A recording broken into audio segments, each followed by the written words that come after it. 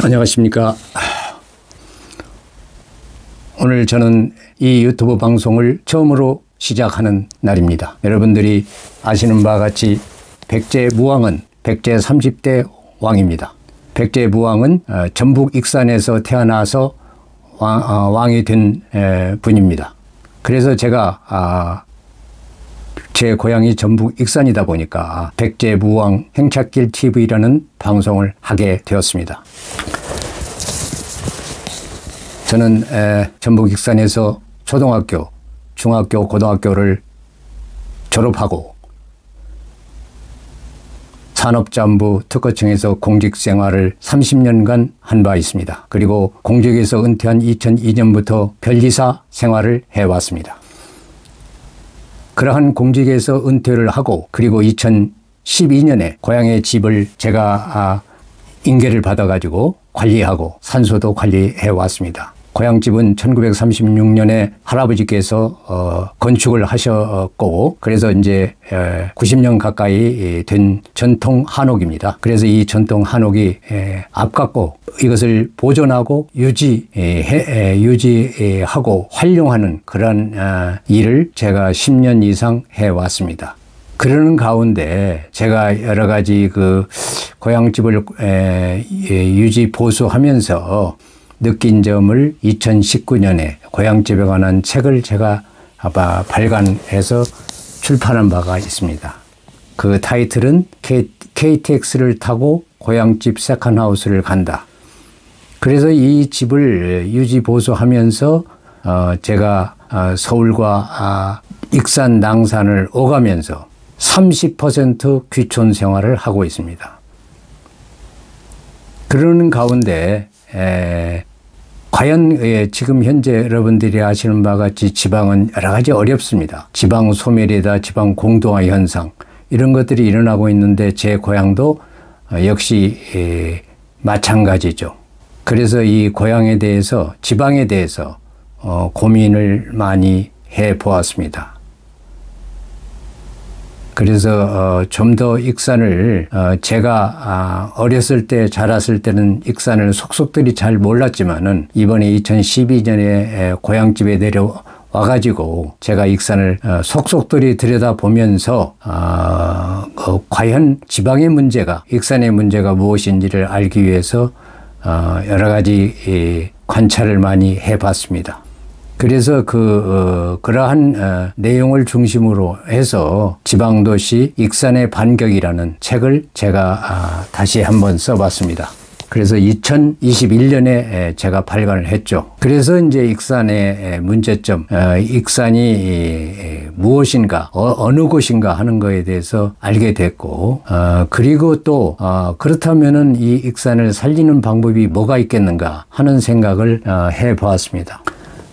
그래서 2022년에는 책이 잘 팔리는 것도 아닙니다만서도 기록으로 남기기 위해서 미륵사의 반격이라는 책을 발간을 했습니다. 그러니까 고향 전북 익산에 대해서 제가 책을 3권을 발간을 한 거죠. 그러는 가운데 저도 모르는 것도 많이 알게 되었고, 익산이 어떤 방향으로 나아가면은 발전할 수 있겠구나.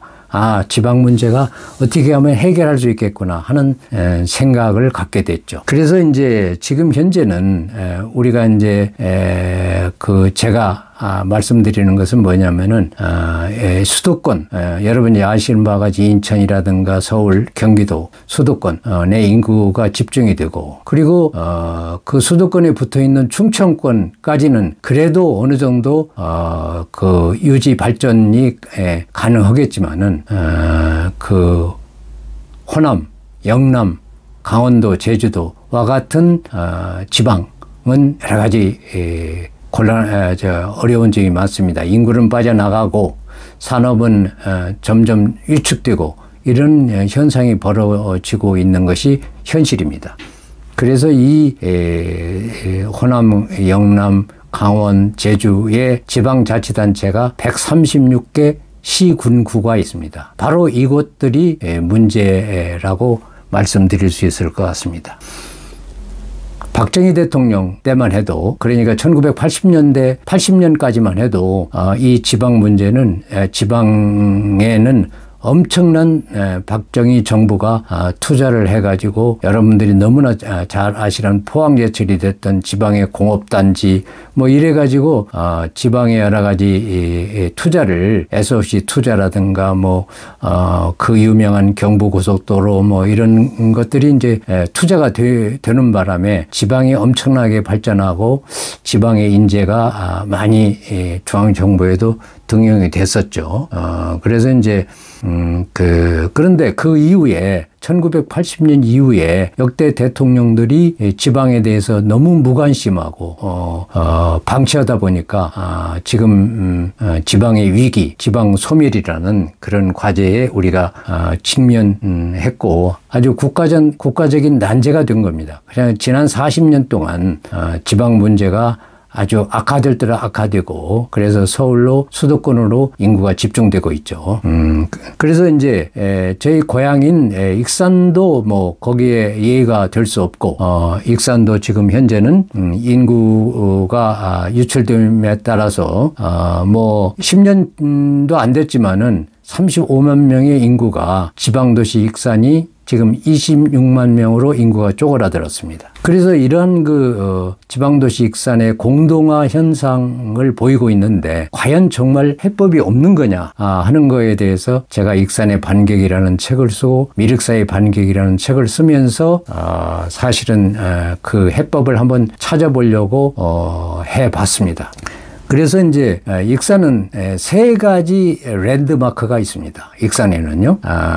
뭐 여러분들이 너무나 잘 아시는 하림은 1978년에 창업을 했습니다. 닭공장으로서 우리나라 전국 최대 닭공장 기업이 됐죠. 엄청나게 성장한 겁니다. 너무 다행스럽고 익산으로서는 천군만마를 가지고 있는 거죠. 하림이라는 기업이 얼마나 중요합니까? 지방에 여러분들이 아시는 바와 같이 포항제철 대표적인 거죠.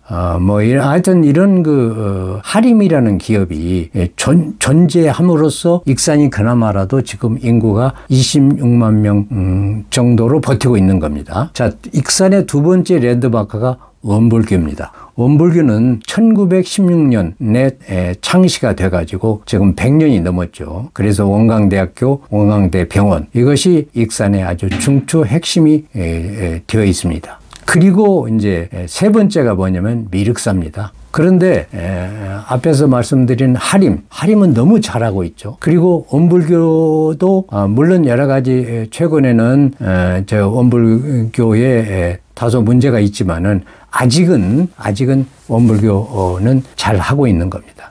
그런데 익산이 인구가 줄어들고 익산이 발전적인 측면에서 봤을 때 이거 익산도 희망이 없는 거 아니냐 뭐 이런 부정적인 의견이 나오는 게 바로 백제 무왕이 남긴 유적지를 보존하는 데는 여러 가지 노력을 지난 50년 동안 기울였는데 이것을 활용하는 면에서 상당히 부족한 점이 많았다. 그래서 이제 문화 역사적인 측면에서 상당히 아쉬운 점이 있다. 문화도시에. 그러니까 이제 도시라고 하는 것은, 지방도시라는 것은 꼭 기업만 가지고, 무슨 종교만 가지고 이것이 생존 가능한 것이 아닙니다. 어떤 문화적인 거, 역사적인 그런 것들을 활용하는 그런 방안을 찾아야만 하는데 익산이 그 면에서 좀 부족하지 않았느냐 이렇게 저는 생각을 합니다. 그런데 지금이라도 그러니까 미륵사는 1300년이나 됐습니다. 아까 하림은 예를 들어서 50년 정도가 됐고 그 다음에 원불교는 100년이 됐습니다. 그런데 미륵사는 1300년이라는 엄청난 역사를 뿌리를 가지고 있는 겁니다. 그래서 이제는 이 미륵사를 어떻게 활용하느냐 하는 것이 지방도시 익산이 앞으로 부활하느냐, 인구 유출을 막을 수 있느냐 하는 것이 달려있다고 저는 판단을 했습니다. 그래서 제가 미륵사의 반격이라는 책을 쓰기도 했던 거죠.